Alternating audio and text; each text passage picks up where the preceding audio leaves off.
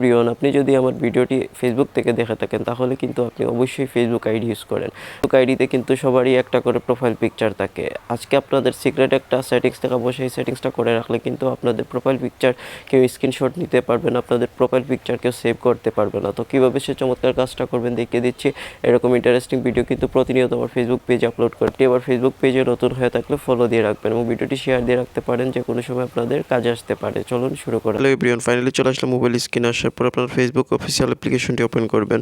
Open করার পর এরকম ইন্টারফেস চলে আসবে। আসার পর আপনারা এক কাজ করবেন, আপনাদের প্রোফাইল পিকচারে ট্যাপ করে দিবেন। প্রোফাইল পিকচারে ট্যাপ করে দেওয়ার পর কিন্তু এরকম ইন্টারফেস চলে আসবে। আসার পর আপনারা এক কাজ করবেন, এখানে কিন্তু একটা আইকন দেখতে পারবেন, ক্যামেরার মতো আইকন। এখানে আপনাদের ট্যাপ করে দিতে হবে। এখানে ট্যাপ করে দিবেন। এখানে ট্যাপ করে দেওয়ার পর নিচে লেখা দেখতে পারবেন অন প্রোফাইল গার্ড, এখানে আপনাদের ট্যাপ করে দিতে হবে। এখানে ট্যাপ করে দেওয়ার সাথে সাথে কিন্তু এরকম ইন্টারফেস চলে আসবে। আসার পর আপনারা নেক্সটে ট্যাপ করে দিবেন। তারপর আপনারা এখান থেকে সেভে ট্যাপ করে দিবেন। তাহলে কিন্তু আপনাদের ফেসবুকে কেউ স্ক্রিনশট নিতে পারবেন এবং প্রোফাইল পিকচার কেউ সেভ করতে পারবেন না। That's it.